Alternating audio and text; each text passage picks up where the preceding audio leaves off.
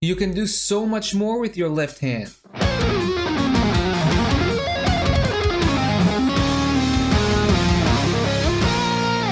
Using your left hand correctly can yield amazing outcomes, from enhanced speed to fluidity to accessing notes that you previously overlooked due to inability to reach them. Refining your left hand technique will effectively address these challenges. So let's see how we can use our left hand better and learn how to maximize its potential. The first thing we're going to talk about is the amazing advantage we gain by flattening our fingers. A huge amount of players avoid playing notes on the same frets on different strings, simply because they don't know how to access them. Perhaps you, like many others, have experienced the frustration of wanting to play different notes on the same fret, only to feel restrained and unable to due to the perceived complexity of it. For example, take your guitar and try to play this: 8 on the D string and then 6 on both the D and the G string. Well, there's only two ways to approach this, either by playing the sixes with the one finger or with two different fingers. If you use two different fingers to play that, well, try playing this.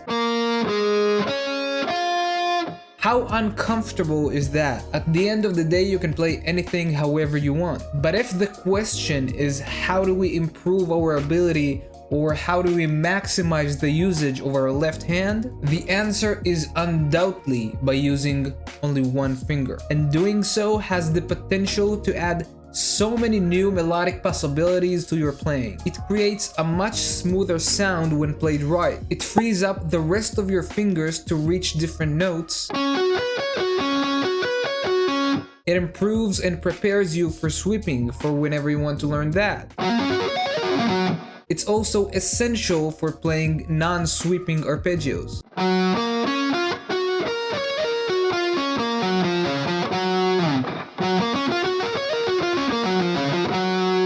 And the most important thing, it allows us to break free from repetitive patterns, which in other words means that it allows us to play things we cannot without using this approach. Now, that's not saying that using multiple fingers is wrong, because it's not. In some cases, using multiple fingers is actually better. For example, in cases we need more control of the sustain of each note.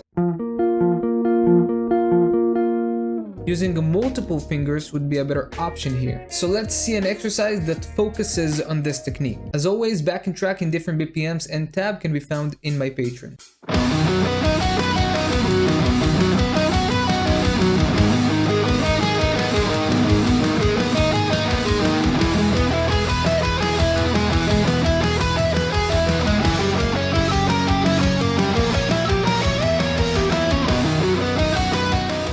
You might have noticed that in this specific exercise, we're playing only arpeggios. Each shape we're going up or down on is either major, minor, or diminished. Now try playing that without flattening your fingers. While this technique might get some time to get into, it yields amazing results. The next topic we're going to talk about is slides. Everyone uses slides. It's a very basic and common way to shaping your sound differently. But buddy, let me tell you, you're not using them enough. And that's probably because you're not aware of the insane advantages you gain by applying them. One of the primary benefits of incorporating slides in our playing is the ability to change positions seamlessly. By sliding from one note to the other, you're eliminating the need for another finger movement. So if I'm in this position, by sliding, I can smoothly transform to other positions.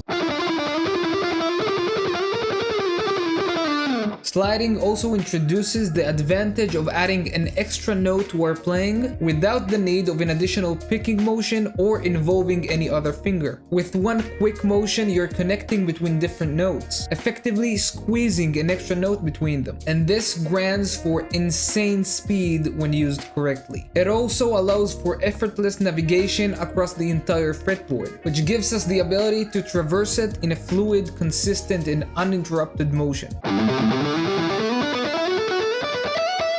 And of course, it grants a unique sound which is great for expression. Okay, let's see a sliding exercise.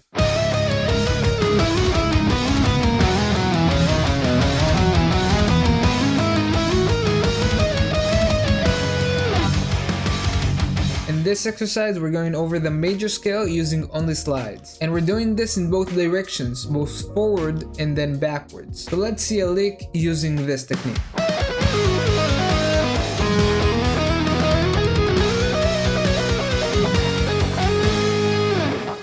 Slides are a very valuable solution in various situations when you're playing. If you encounter the need to connect between different notes, but you can't use a hammer, a pull-off, or another picking motion, use slides. If you face a sudden position change, use slides. If there's a sudden burst of speed connecting between a few notes, use slides. Or if the current fingering is uncomfortable and you need to change it, use slides. Embracing slides allows you to address these challenges seamlessly, adding fluidity, speed, and comfort to your playing. The last thing we're going to talk about is the avoidance of uncomfortable stretches. While it's true that extreme stretches should be used sparingly, it's essential to note that 2 steps or 2.5 step stretches are more than playable, and they allow for amazing sounds that are often avoided. Let's see an exercise for these stretches.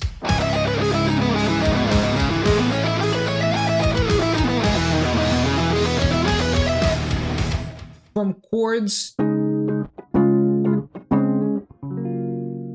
to shreds, these stretches have the potential to shape our sound in a different manner, and it's all up to our left hand. Beyond shaping our sound, they allow for easier accessibilities to notes that are below or behind our first finger. Note combinations that once seemed impossible are now possible and can be played in high speed. For example, if I wanted to play this a bit fast, I would need to use a stretch.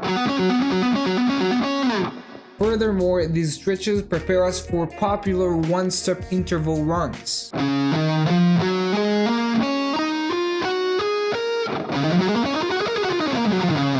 Not to talk about the harmonic minor, where the stretch there is no joke. If there's a melody on different strings you can't play, try moving some notes to the same string and incorporating a stretch. If you've practiced your stretches, this can easily solve your problem. So let's see a lick using these stretches.